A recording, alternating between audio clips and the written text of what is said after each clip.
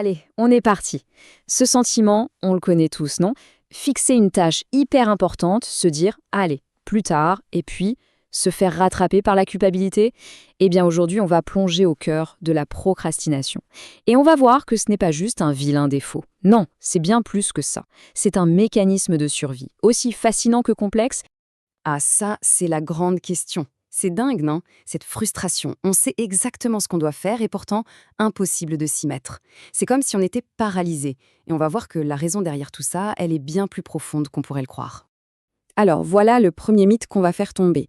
Le cliché habituel, c'est de dire que procrastiner, c'est être paresseux, manquer de volonté, bref, on a tous entendu ça. Sauf que la science, elle, nous raconte une histoire complètement différente. Ok, regardons ça de plus près. La différence, elle est cruciale. Être paresseux, c'est simple. On n'a pas envie de faire le truc. Point. La procrastination, c'est beaucoup plus tordu. L'envie, elle est bien là. Mais il y a un conflit interne, quelque chose qui bloque. C'est comme si une partie de nous appuyait sur l'accélérateur et une autre, bien plus ancienne, écrasait le frein en hurlant « danger ». Et tout ça, c'est à cause de la peur.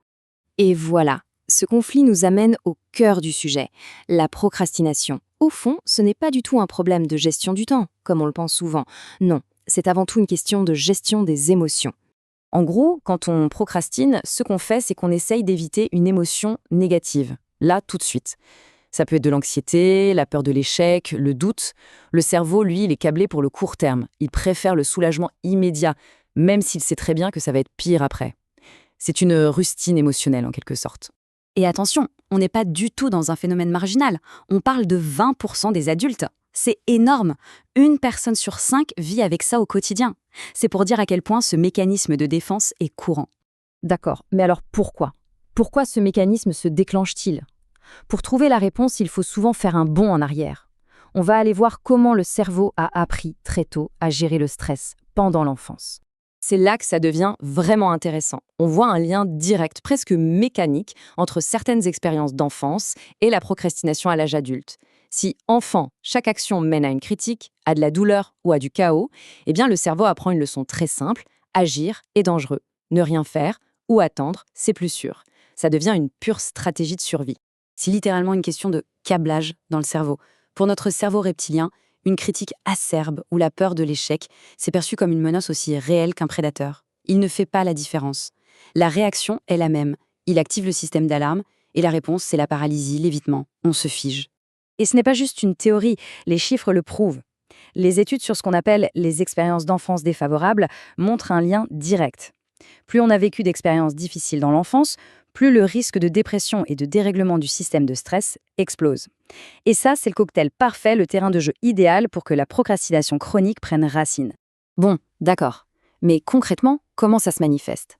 Il existe différents styles de procrastinateurs, et en identifiant le sien, on peut mettre le doigt sur la peur qui est vraiment aux commandes. Et ce graphique, il est très parlant. On voit bien que le profil du perfectionniste écrase tout le reste avec presque 90%. Bien sûr, ces catégories ne sont pas exclusives, mais le perfectionnisme est clairement le moteur principal. Juste après, on a l'anxieux, le rêveur, mais commençons par le grand gagnant, si on peut dire, le perfectionniste. Ah, le perfectionniste. Sa petite voix intérieure est un tyran. C'est le fameux « si ce n'est pas parfait, ça ne vaut rien ». La peur de l'échec est tellement forte qu'il vaut mieux ne rien faire du tout, plutôt que de risquer de rendre un travail juste bon. C'est cette logique du tout ou rien qui est absolument paralysante. Alors, comment on s'en sort? Le but n'est pas de devenir médiocre, mais de viser l'excellence, pas cette perfection qui n'existe pas. C'est un petit changement de vocabulaire interne qui peut tout changer. Passer de la pression du « je dois » à la liberté du « je pourrais ». D'un coup, ça redonne le contrôle. Et puis, il y a l'inquiet. Lui, son moteur, c'est la peur de faire le mauvais choix. Et si je me trompe? Et si ça tournait mal? Chaque décision devient un Everest. La peur des conséquences est si grande que la meilleure option semble être de ne rien décider du tout. C'est une paralysie par l'analyse. Sauf que bien sûr, ne pas choisir, c'est déjà faire un choix. Pour l'inquiet, le déclic, c'est de réaliser ça. L'inaction a un prix, et il est souvent très élevé. La stratégie, c'est donc de s'entraîner. Commencer petit, prendre des mini-décisions, des petits risques calculés, juste pour se réhabituer à l'idée d'agir et pour reconstruire pas à pas la confiance en son propre jugement. D'accord, on a vu le pourquoi, on a vu le comment, mais maintenant la question c'est comment on s'en sort, comment on casse ces schémas. Eh bien si la procrastination n'est que le symptôme, alors il faut arrêter de soigner le symptôme et aller directement à la racine du problème. Et là, regardez-moi ces chiffres. Ils parlent d'eux-mêmes. Une étude a comparé deux approches. La thérapie comportementale classique, 11% d'amélioration. Une thérapie qui s'attaque directement au trauma sous-jacent, 62% d'amélioration. En seulement 8 semaines. C'est la preuve, pour arrêter de procrastiner, il faut soigner la blessure qui est en dessous. Il y a des outils pour ça, les EMDR par exemple. Son but est d'aider le cerveau à digérer un vieux souvenir douloureux, de le ranger dans la bonne boîte pour qu'il arrête de se réactiver à chaque fois qu'on doit rendre un dossier. Ça coupe le lien entre la tâche d'aujourd'hui et la peur d'hier. Une autre approche fascinante, c'est l'IFS. L'idée est de voir cette partie de nous qui procrastine, non pas comme un ennemi, mais comme un protecteur un peu zélé. C'est une partie de soi qui a appris, il y a longtemps, que l'inaction était la meilleure défense. L'objectif, c'est de dialoguer avec elle, de la rassurer et de lui dire « Merci de m'avoir protégée, mais aujourd'hui le danger est passé ». Et très important, la guérison, ce n'est pas qu'une affaire de tête. Le stress, il s'inscrit dans le corps. C'est pour ça qu'un travail complet passe aussi par des approches qui reconnectent au corps. Les thérapies somatiques, la pleine conscience, tout ça aide à calmer un système nerveux qui est en état d'alerte permanent, à lui réapprendre le sentiment de sécurité.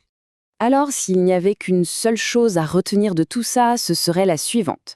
La procrastination, ce n'est pas un défaut moral. Ce n'est pas de la faiblesse. C'est un signal. Le signal d'un système nerveux qui crie qu'il ne se sent pas en sécurité.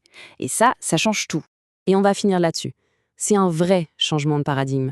La solution pour vaincre la procrastination, ce n'est pas de se mettre plus la pression. C'est tout le contraire.